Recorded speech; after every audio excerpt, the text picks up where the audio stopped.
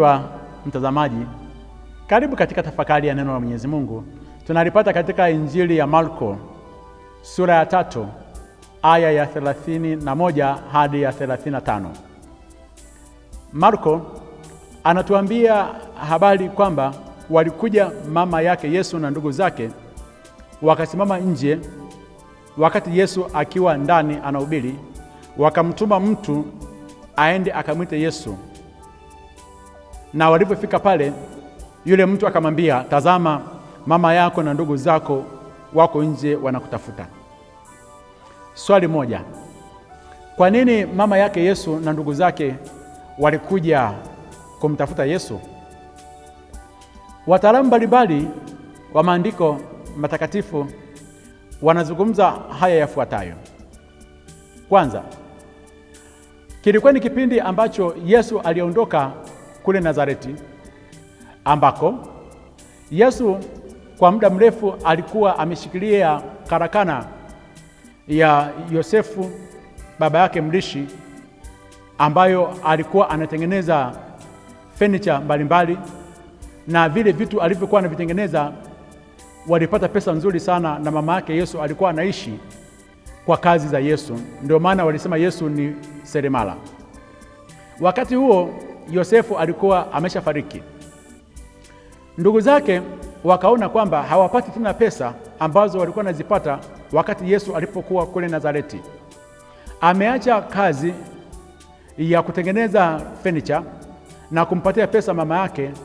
Ameondoka, anazunguka huko, anasema kwamba Roho wa Bwana yu juu yake, anawaponya watu, na wao wamekosa yale mahitaji, pesa zao. Wakasema sasa huyu tumfuate, tumrudishe Nazareti akaendelee na kazi ile.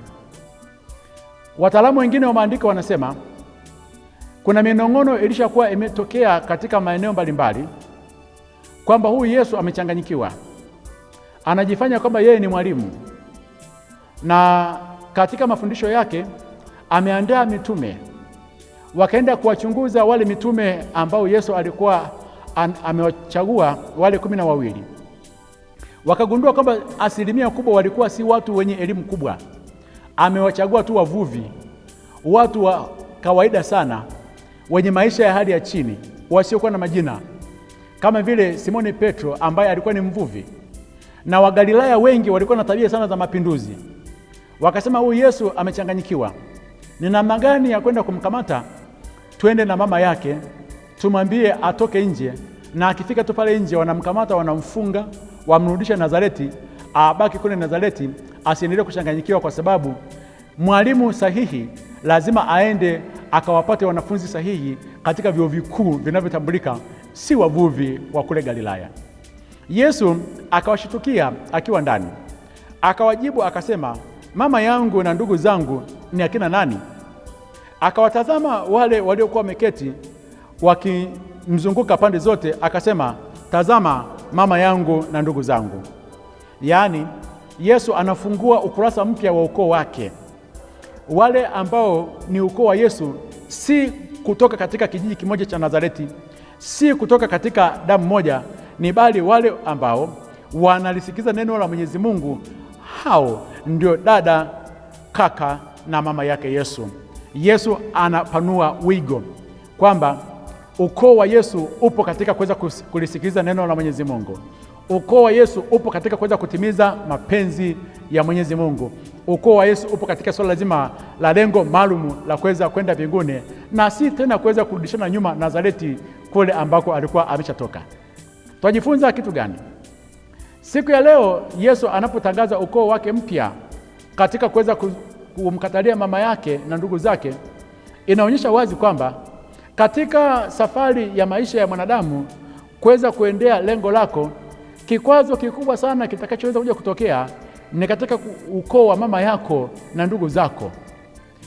Ukoo wa mama yako, mambo ya kwa mama zako wadogo na kwa wajomba, waweza kukwamisha sana safari yako ya maendeleo. Kuna watu wengi pindi wakipata tu mafanikio, amepata tu pesa, ameanza kamtaji, amepata tu mshahara, utasikia magonjwa upande wa mama yako mdogo. Kile kiuno ambacho huwa kinauma kimeanza, miguu imevimba, kichwa kinauma, mjomba wako tayari tetekuwanga limeanza. Kwa hiyo matatizo upande wa mama yako yanakupelekea urudi nyuma na muda mwingi kuweza kutatua matatizo ya nyumbani kwa mama yako baadaye kuweza kusonga mbele. Yesu katika siku ya leo anatuonyesha wazi kwamba uweze kuwa makini sana katika mambo mbalimbali unapoitwa nyumbani kwa mama zako na ndugu zako waweza kukuhamisha mbele katika safari yako. Baki mwaminifu katika neno la Mwenyezi Mungu. Bakia mwaminifu kwa kile ambacho unakitazama.